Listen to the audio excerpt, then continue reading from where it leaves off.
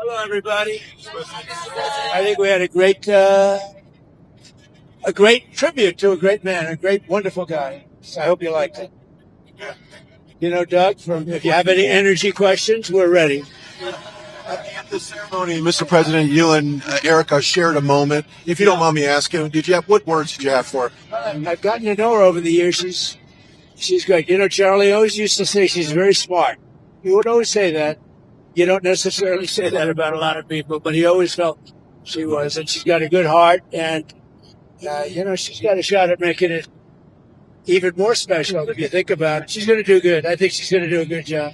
That's a hard thing to do. You know, it's one thing to make a speech, but with that, for her to make that speech, because I had a really good relationship. Mr. President, I'm with Turning Point USA. We just want to say thank you for being there. Thank you for speaking, and we offer our deepest condolences because I know Charlie was a friend of yours. Well, that gentleman right there was pointing at you, and I like his question. So that means he thought you would, or make a statement just like you did. Are you married? Yes. Congratulations. When did the ceremony take place? No. I was just wondering. He is. He's the best. I was just wondering because there are a number of spots in and around the White House that are named after specific people. I was wondering if you would be considering naming something after Charlie to honor his life. Yeah, there are. There are different little areas. Yeah, I like that idea. But we're giving him, I think, even more importantly, the Presidential Medal of Freedom, which is the highest civilian. I guess they say, if you think Congressional Medal of Honor is for military, and this is for the civilian. So that's a great tribute to him. Great guy. Any details around that upcoming event that you can share with us? Any further details about that event?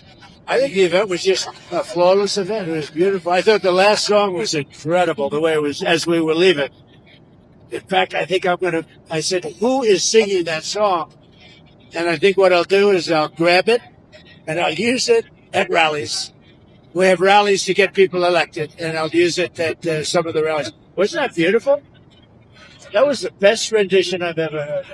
Mr. President, what can you and your staff do to make sure that over the next 3 years that you carry forth the vision and the faith of Charlie in a way that honors him? What can you guys do over the next 3 years? It's going to be automatic, actually. And I think Turning Point is going to be a very big factor. I mean, you see the people. Now, the press reported 200,000 because they're, different areas, different stadiums and everything. There are a lot of people. That's an NFL stadium. I think it's going to be automatic. I really do. I think it's automatic. They're great people. He had a good staff, and they're great people. Mr. President, everyone... How did you guys do with that question? I thought quite good. Mr. President, everyone's saying that Charlie brought you and Elon back together. Is that true? Well, Elon came over and said hello. No, it's nothing to do with that. I thought it was nice. He came over, had a little conversation. We had a very good relationship, but it was nice that he came over. Dana White was there, the great Dana White. The big question is having the UFC fight I know you won't accept tickets because you're with the fake news. You're not allowed to accept tickets, but we're going to have a UFC fight right at the White House. And we're going to end up probably 6,000 people in front of the White House. And then on the ellipse, we're going to have 80 or 90,000. It's going to be an unbelievable event. But a lot of people are talking about it. An energy question for you. An energy question. You've been calling. The right man. Go ahead. I got the experts. You've been calling on Europe to stop buying Russian oil. The U.S. has imported $755 million worth of Russian uranium and plutonium so far just this year. That's up from the Biden administration last year, about $100 million. Can you ask Europe to cut off purchasing those kinds of products? Doug, do you know anything about that? Well, yeah, absolutely, but this goes back, not only drill, baby, drill, we got to mine, baby, mine. We allowed ourselves to fall under dependence of both China and Russia for critical minerals. America buying uranium from Russia is not acceptable. And so we're working very hard, Secretary of Energy Chris Wright, myself, to make sure that we've got a plan so that the United States can get back into domestic enriched uranium production as quickly as possible. Sir, on Venezuela, you said that, let me quote your tweet here. No boats in the water anymore. Yes, well, you said... Additional boats. You don't even find a fishing boat. You don't even find cruise liners anymore. There's nothing in the water near Venezuela. It's actually strange. You know what that means? That means there are no drugs coming in. You said that the price they'll pay will be incalculable if they don't take people back. What does that mean? Well, you're going to have to figure that out. Mr. President, That one, yeah. Mr. President, on your autism announcement tomorrow, multiple news outlets are reporting that you plan to tie Tylenol to increase risk of autism. Can you confirm that? Yeah, we're going to see tomorrow. We're going to do it tomorrow, but I think it's a very big factor. I think you'll see what it is tomorrow. We have various things, but you'll see what it is tomorrow. I think it's going to be a very important news conference. And we want things to take effect immediately. You know, if there's a question, even if there's a question, you just do it, right? But great research has been done. You know, if you think that, let's say 15 years ago, they had 1 in 10,000 were born with autism. And now it's, think of it, 1 in 12, 1 in 10. Boys, 1 in 10 or 12. 2 different studies. Girls, it's 1 in 20. Can you imagine 1 in 20? And let's see, 22 years ago, it was 1 in 20,000. But it got down to 1 in 10,000 about 17 years ago. And now it's 1 in 12. Actually, boys are 1 in 12 and 1 in 10. I mean, can you imagine 1 in 10? And it was 1 in 20,000? So there's obviously something artificial that's really wrong. And we think we know what that is. Are you planning to announce any link between vaccines and autism? Tomorrow. Vaccines are very interesting. They can be great. But when you put the wrong stuff in them, they're not. And, you know, children get these massive vaccines like you'd give to a horse. Like you'd give to a horse. And I've said for a long time, I mean, this is no secret, spread them out over 5 years. Get 5 shots, small ones. Did you ever see what they give? They give, I mean, for a little baby to be injected with that much fluid, even beyond the actual ingredients. They have sometimes 80 different vaccines in them. It's crazy. It's, you know, that's a common sense thing too. It's like you're shooting up a horse. You have a little body, a little baby, and you're pumping this big thing. It's a horrible thing. So I've always felt that. But we'll be having a big discussion tomorrow about autism. Your son had a very welcoming message today, welcoming people to the Republican Party. Love of country, love of family, love of God. So I ask you, what did the Democrats stand for at this point? I think chaos, confusion, anger. They're losers. They don't even want to extend the opening. We have a very successful country.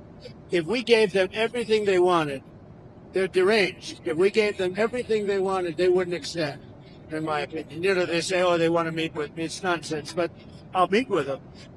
But no, they're angry, and they took a big loss, and they're doing worse now than they were during the election. So, you know, they're doing very badly. I don't think, actually, I think they stand for chaos. They stand for nothing. Mr. President, I'm with the Daily Wire, and we've been doing a lot of investigating up with these transgender shooters. We reported on Friday that the Kavanaugh attempted assassin actually identifies as transgender. I just wanted to get your reaction to that and see if you had heard. Wow, it's too bad. It's a very sad thing going on with that, and I'll have to take a look at it. We have to protect our Supreme Court judges and justices, and Justice Kavanaugh's a great guy. I mean, it's horrible. He's been through a lot with this. All of them have, in a way. They didn't give him the proper protection, and we are giving. You saw what, you know, numerous bills, but we just passed another one. We have to protect the Supreme Court. We have to. And on that same note, there's been so many different shooters who either Charlie's killer lives with a guy who's transgender, the Annunciation shooter was transgender, the Covenant shooter was transgender. Should the FBI be investigating transgender extremism? You know, we're looking at that, and it seems like, you know, is that just a, you know, what's the reason for it? Yeah, there seems to be something, but we're looking at it very strongly. Something seems to be going on, but you can't make that statement yet. We're looking at it very closely. President, back in 2020, 2021, you were banned from Twitter, Facebook, basically every single platform on God's green earth, sir. And now Many people on the left want to throw out cries about First Amendment claims after Jimmy Kimmel's show was canceled. Do you find it hypocritical, sir, after what they did to you? I did his show before I ran for politics. I did his show many times, and he was never one of the top people. Do you remember during the Academy Awards when he read my truth just before giving out the Best Picture Award? And I said, and what he read was that he's the worst host in the history of the Academy Awards. Look, Jimmy Kimmel suffers from two things. First of all, he said a terrible thing about Charlie. But he also suffers from the fact that he's got no talent and he's got no ratings. A deadly combination. That's deadly. Right? When's the National Guard going to be arriving in Memphis? You said they'd be coming soon. Yeah, very soon. And we're going to straighten that up, just like we straightened out Washington. And we're not letting Washington go, by the way. We're not letting. If we didn't go there, Washington right now would be leading the nation in crime. I mean, D.C. leading the nation in crime. And we have it down. I mean, it is a beautiful thing. And every person I meet is saying, thank you, sir. They don't care whether it's a National Guard. They don't care what it is. They're not being raped, mugged, shot. Washington, D.C. is now a very safe city. And you know what? I drove through it yesterday. You probably saw. Everything was nice. Grass was. I thought I'd replace the grass. Much of it doesn't have to be. It looks so beautiful. It's so well maintained. And that's by us. We're getting ready to go to the UN this week, where there's going to be a major push for a two-state solution. Obviously, the U.S. and Israel have not signed on to that. Is there still a possibility in your mind that there could be a diplomatic solution to this conflict? So I'd like to see a diplomatic solution.